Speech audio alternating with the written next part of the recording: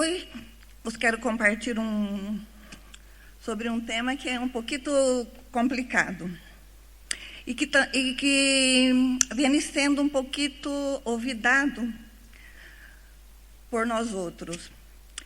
É sobre o arrependimento verdadeiro.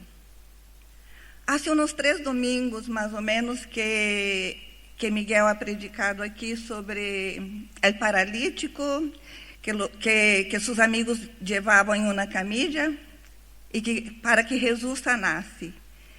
E Jesus lhe ha dito: Hijo, tem ânimo, tus pecados te são perdonados. E este dia me tocava a mim fazer a oração em el tempo final que temos aí em el tempo de oração. E eu se lo he perguntado ao Senhor: Senhor, como queres que eu oro? E o Senhor me disse: sobre o perdão de los pecados, Liliana. E assim lo he hecho. Pero depois, quando eu ido a minha casa, o Senhor seguiu tratando comigo. E me ha dito: Liliana, não é solamente pedir perdão, é necessário arrepender-se. Isso me ha tocado muito profundo, porque eu vejo que ultimamente nós outros hacemos as coisas, pedimos perdão e parece que é mais como superficial, sabe? Como que não temos noção realmente. E os tempos que estamos vivendo são tempos difíceis e que temos que estar preparados. Temos que estar mais cerca do Senhor. E se há uma coisa que nos aparta do Senhor, é o pecado. Desde os tempos, desde que ha empezado a Bíblia, não? Desde todos os tempos, se habla muito em arrependimento. Ha empezado aí em Gênesis com Noé, temos Moisés, Jeremias, Daniel, todos são profetas que não predicavam a prosperidade, não predicavam o quanto o Senhor é bueno e misericordioso, não. Eles predicavam o arrependimento. E eles pediam perdão por seus pecados, por os pecados de seus antepassados, por os pecados de sua nação. Chegando ao Novo Testamento, hemos visto que Juan é o Bautista. Empieza o ministério, nosso ministério, preparando o caminho para que empezasse o ministério de Jesus, que ele descia, predicando sobre o arrependimento, não? Então, se Juan o Batista descia, está em Mateus, pero não hace falta buscar, em Mateus 3, 1, 2, arrependios, porque o reino de los cielos se ha acercado. E Jesus, quando ha empezado seu ministério, descia o mesmo. Está em Marcos 1:15. Ele descia: o reino de Deus se ha acercado. Arrependios e crê em o Evangelho. E Jesus também ha dito a los apóstolos que eles tinham que predicar o arrependimento. Isso está em Hechos 17, versículo 30. No, Lucas 24, 47, perdão. Em Hechos, o capítulo 17, 30, Pablo disse: Pero Deus, havendo passado por alto os tempos de esta ignorância, agora manda a todos os homens, em todo lugar, que se arrepentam. Como podemos ver, o arrependimento é muito importante.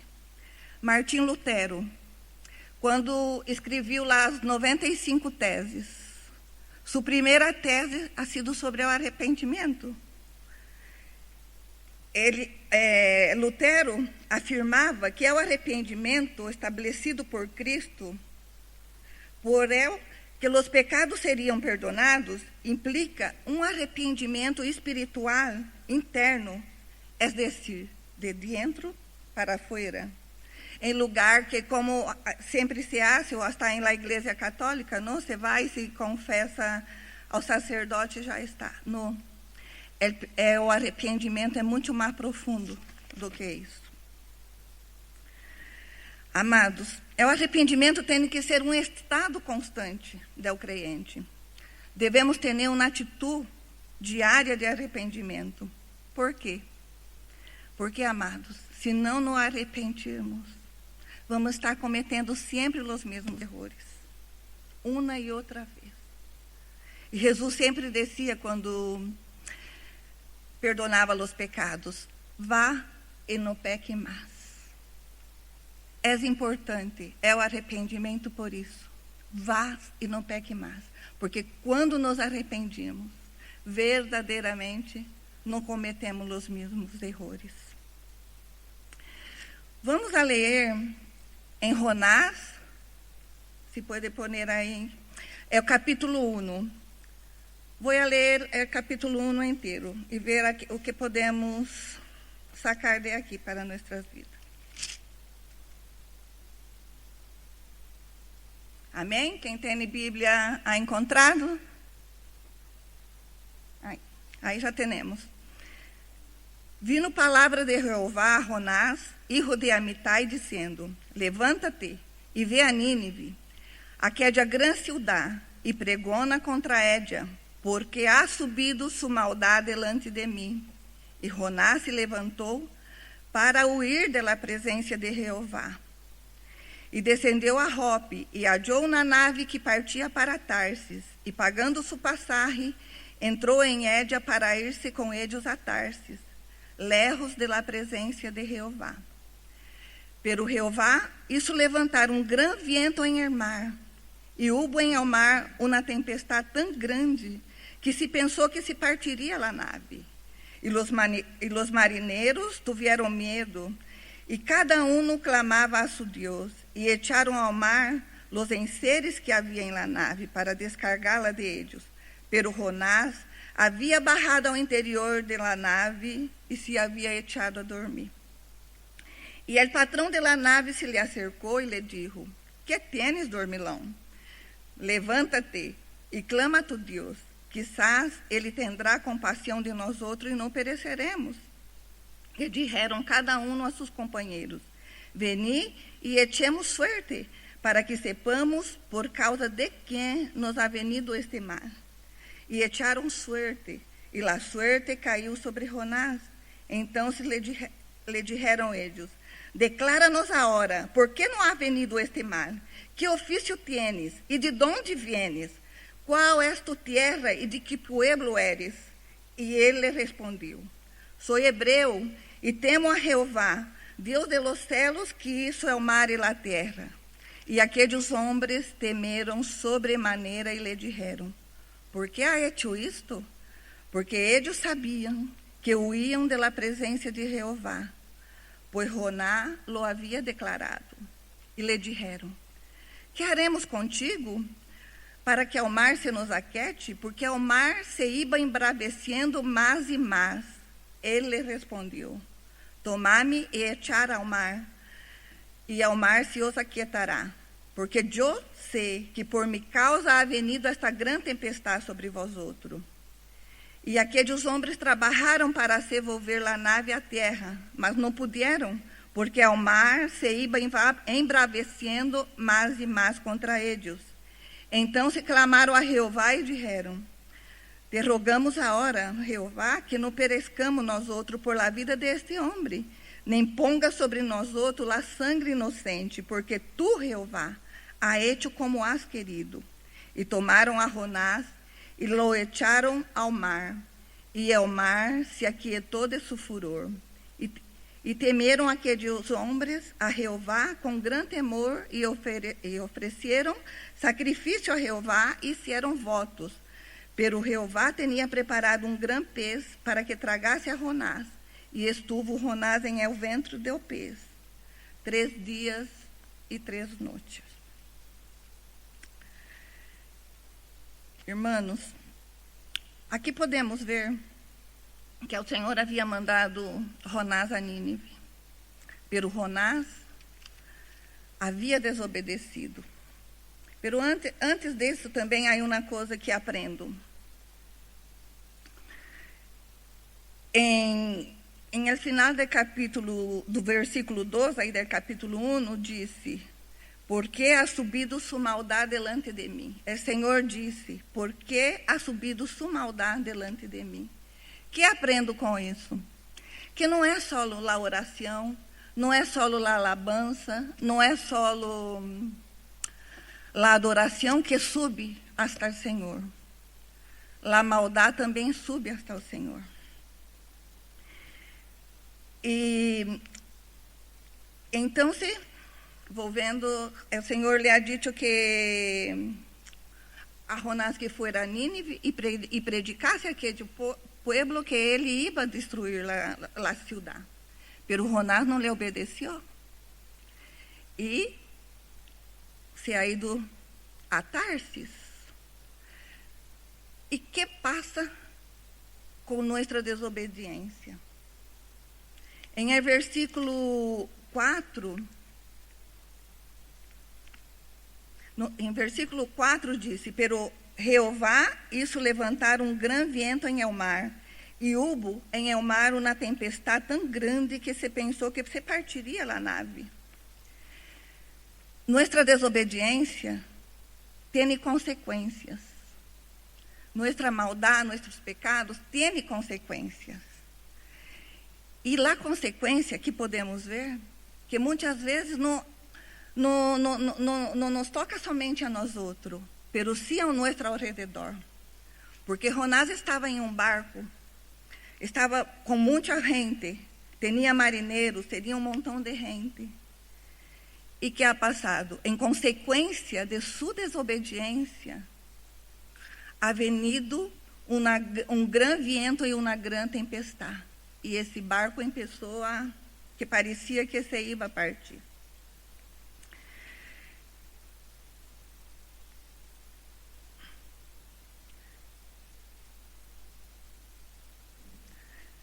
Os homens hacían o que puderam, han hecho lo que puderam, han echado los enseres en el mar, han hecho de todo, pero não houve maneira. A tempestade seguia. E todos se quedaram muito desesperados e não sabiam mais o que fazer, não? E han echado a suerte e han podido chegar hasta Jonás. E Jonás ha declarado seu pecado, sua desobediência, não? Jonás ha assumido seus erros, não? É muito importante isso, porque depois, e Jonás ha dito: mira, a culpa é minha, echa-me ao mar e isso tudo vai passar, o mar se vai aquietar. E assim lo han hecho, antes han temido, porque temiam a Deus de Jonás, pero como não houve maneira, han tenido que echá-lo ao mar. E quando echaram Jonás ao mar, o mar se aquietou, acabou o furor. E que passa? A gente que estava ao redor já não corria mais perigo. Porque Jonás seguramente se havia arrependido. E quando lhe echaram ao mar, grande peixe, disse a Bíblia, lhe ha tragado. E se quedou Jonás aí 3 noites e 3 dias. Eu digo que Jonás se quedou 3 noites e 3 dias em um lugar secreto. E eu pergunto: será que aqui ou em las redes sociais há alguém que está huindo da presença do Senhor? Há alguém que está huindo de los propósitos do Senhor para a sua vida? Cuidado. Porque é melhor que nós outros vamos por nós outros mesmos ao lugar secreto do que o Senhor nos leve, não? Se quedar 3 noites e 3 dias em o ventre de peixe, eu creio que não seria muito bueno. Em capítulo 2, vemos que Jonás hace uma oração ao Senhor, reconhecendo quem é o Senhor. E o Senhor ha ordenado ao peixe que le vomitara em la tierra. Em capítulo 3, já podemos ver que outra vez, por segunda vez, o Senhor manda a Jonás ir a Nínive. E desta vez, Jonás já havia aprendido, não, a lição. Ele se vai a Nínive, ele obedece ao Senhor. E começou a predicar, porque era uma cidade muito grande, e começou a predicar que Nínive seria destruída. E disse a Bíblia que os homens creyeram e proclamaram ayuno, se vestiram de silício, desde o maior e hasta o menor. E disse também, vamos ler, em capítulo 3, é o versículo 6 a 8, vamos ler. E chegou a notícia hasta o rei de Nínive, e se levantou de sua sídia, se despojou de seu vestido, e se cobriu de silício, e se sentou sobre ceniza. E isso proclamar e anunciar em Nínive, por mandato del rei e de seus grandes, dizendo: homens e animais, bodes e ovelhas, não guste coisa alguma, nem se lhes dê alimento, nem bebam água, sino cubram-se de silício, homens e animais, e clamem a Deus fortemente, e converta-se cada um de seu mau caminho, de la rapina que há em suas mãos. O vestir-se de silício em aqueles tempos era cambiar a roupa habitual por uma túnica de tela de saco. O vestir-se de silício indicava um profundo arrependimento e uma vontade de câmbio e transformação interior a uma vida sencilla, humilde e lejos de las vanidades deste mundo, mas centrada em Deus, uma vida mais centrada em Deus e em sua vontade. Era tempo de reflexão sobre sua própria vida e meditação. E meditação profunda em Deus. Amados, creio que nos hace falta volver a esse tempo antigo, não? Nos vestirmos de silício e passarmos um tempo, buscarmos um tempo para passarmos em la presença do Senhor, dedicar um tempo a Ele, para que Ele nos vá ensinando, nos vá mostrando tudo aquilo que necessitamos arrepender para estar mais cerca dEle. E vamos ler agora em o versículo 9 e 10, o que ha passado. Depois que a gente se arrependeu, o que ha passado? O rei disse, não, vamos fazer ayuno, vamos nos vestir de silício, porque quem sabe, dizem o versículo 9, se volverá e se arrepentirá a Deus, e se apartará do ardor de sua ira, e não perecemos. O rei tinha esperança. Se nos arrependirmos, quem sabe, não? Quizás o Senhor volverá e se arrependerá. É o decreto que ha mandado Deus. E o versículo 10 disse, e viu Deus lo que hicieron, que se converteram de seu mau caminho, e se arrependeu do mal que havia dito que lhes haria, e não lê isso. Glória a Deus, verdade? E se arrependeu Deus. O Senhor pode devolver atrás. O Senhor volve atrás. Porque és um Deus lleno de misericórdia. És um Deus lleno de graça, de bondade. E para terminar, irmãos, me gostaria de deixar-lhe 3 atitudes que o arrependimento verdadeiro nos leva a ter.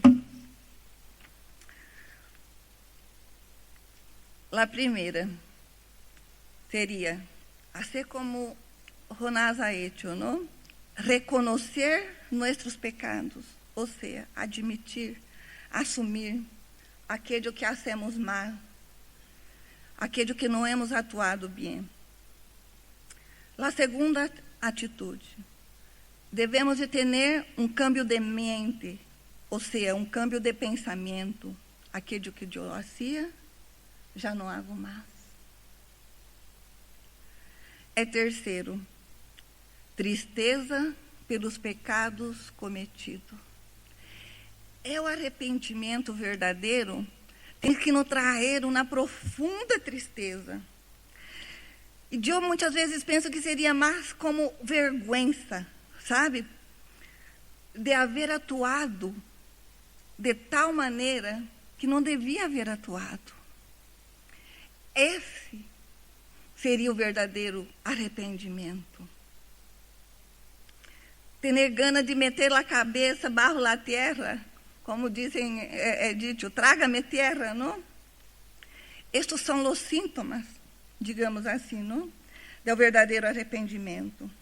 E será este arrependimento que vai subir hasta o Senhor e hará que Ele cambie o decreto em nossas vidas. E este mesmo arrependimento, irmãos, pode romper cadenas, tanto em nossa vida física, como em el mundo espiritual. Porque o verdadeiro arrependimento pode nos sanar, pode nos trazer sanidade e pode romper cadenas também em el mundo espiritual. E podemos viver com mais vitória em nossas vidas. Amém? Que o Senhor os bendiga. E agora vamos passar o nosso tempo de oração. Miguel.